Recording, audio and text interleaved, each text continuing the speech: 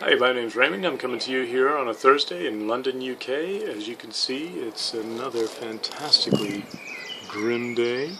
I'm up here on the top floor of our loft space that we've built on top of our house, which is one of the beauties of being one of your own bosses, is that you can do those sorts of things when you want. Not to say that people who have regular day jobs and so on can't do that.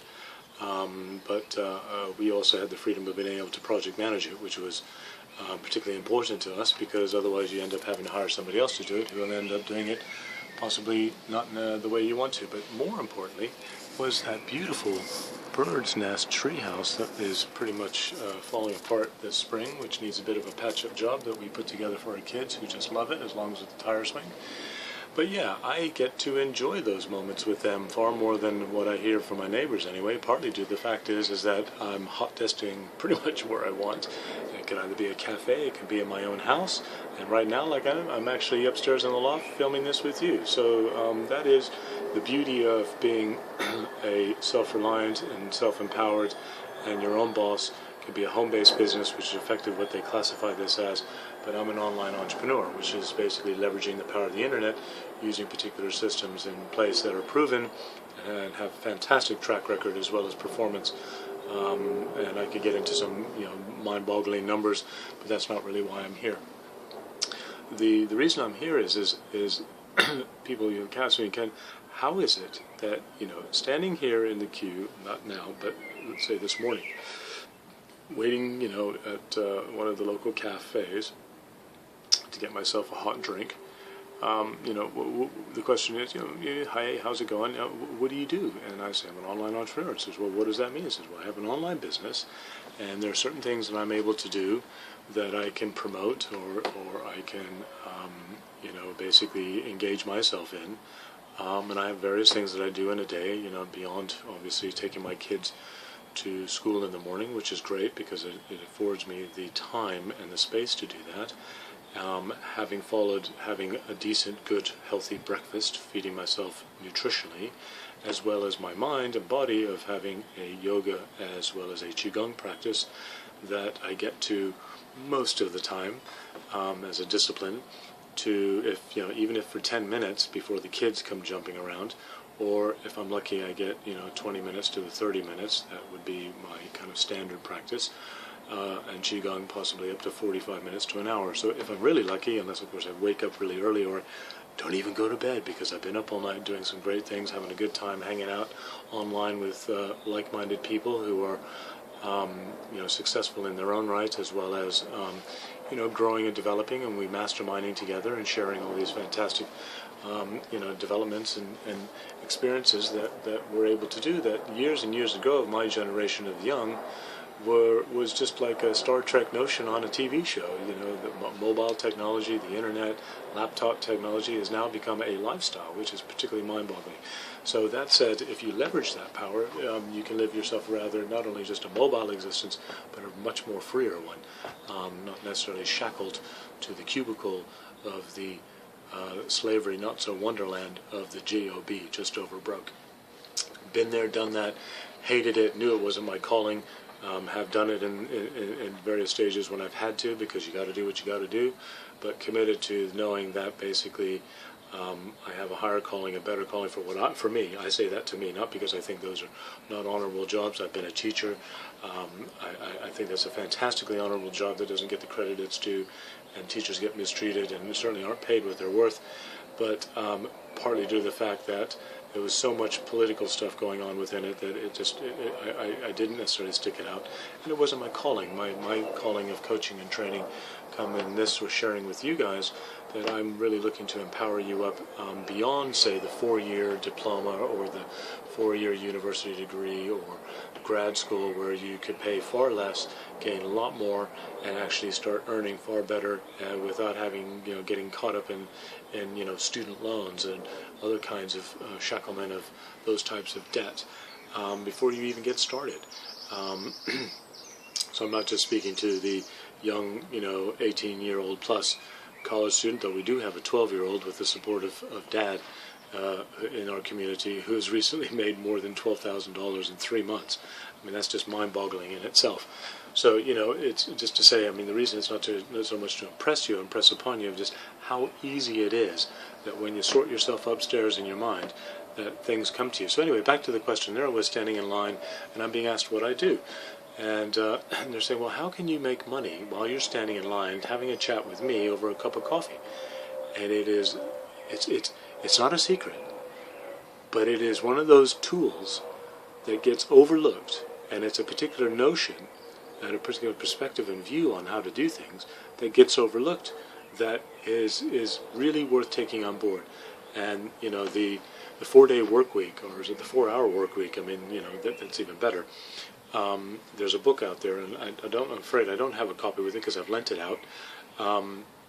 Really sets the notion of what is outsourcing. Now, outsourcing can be a number of things. You can outsource to people. You can outsource where they basically do the things for you that you normally, the mundane and the tedious that they love to do. You pay them, wages for them to do it, and it's something that they're particularly good at. Doing those things that you can take that off your hands. I mean, I know many people who are their own bosses who try to do it all, who aren't particularly very good at juggling it all, and then when it comes, say tax time, or when it comes to getting deadlines met, when you have to actually submit reports, or you have to submit, invoices, you have to submit estimates and quotes for jobs to come, or you have to write up a project. Just those are not their strengths. I mean, they're very good at other things, and it's like anything, knowing your strengths and knowing your weaknesses. But it's not just about outsourcing to people. It's leveraging tools and technology and filling up your toolkit and knowing which, and identifying what to do. So the power of the internet, you can leverage the technology where you can actually have a lot of your work on autopilot. That's right, I said autopilot. That one, exactly. Autopilot.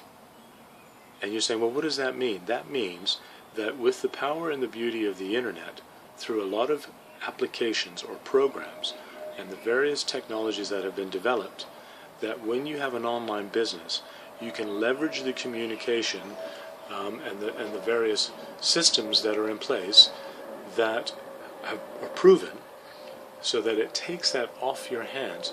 So even, for example, if you were to have a virtual PA who's supporting you, she or he is in fact using leveraging the power of the internet to do a lot of what it is that you require. So it's not just yourself; it's also others who are using them, and they, taking those tools and skills and picking them up and applying them to your business. And it's not only a mindset; it is a practicality of where you can actually apply these things to your business, free yourself up, not only in your business, but in your life and your day-to-day existence, in a way that you will be able to do the things that you're more inclined to want to do, such as fulfilling the vision of a business or an enterprise that you're looking to develop, or creating partnerships with people because you have the time to go and meet them, or developing other aspects to the business where normally you might have to be caught up in bookkeeping, or contacting people, or sending out emails, or things that are time suckers, or responding to the emails and the other inquiries, or basically also having FaceTime with not only your friends and family, but particularly your business partners or potential clients. So it's very, very important and vital to the success of your business that these things get done. But if you are a home-based business, you don't have those types of things in place. You don't necessarily want to. Hence the choice to do those things, because you don't want to have those types of overhead. You're not wanting to pay rent for a premises. You don't want to have employees. You don't have to worry about the insurances. I'm not saying that those people don't deserve them. I'm just saying that the landscape for work and having a livelihood has completely changed thanks to the internet and the various other technologies and mobile technologies and so forth. So the key point here is that you can have a majority of your business, kind of even off, if you want to use just a thumbnail sketch of an 80-20 rule, where you are having to engage in or on your business 20% of your time or 20% of your effort, and getting 80% return on that, or 80% results, if you will. That is an outcome of what you're putting into, because you've leveraged effectively. And that is a key concept that even I, having been in an offline bricks and mortar type business, took a long time, or it took a while to kind of, I mean, I understand the fundamentals, I understand the concept, but to actually be able to apply that and be in your business and not think that I had to do everything, or I had to be involved in every process. It took a while for me to get my head around why. It's not because it's not about control, it's not about that, it's just a case of that I had the vision in my head and trying to bring that out. It takes a little time to kind of make that transference, but once you're willing to let go of those key things, you realize that actually you can be more true to the vision and the mission and the purpose, or whatever it is that you're wanting to set up, that you yourself are able to commit more to, because you're not being dragged away or distracted or sucked into the more menial tasks that then possibly, though necessary, just block or basically detract from what it is that you're really hoping to do with the business that you set up in the first place. So I'm hoping that added some value for you.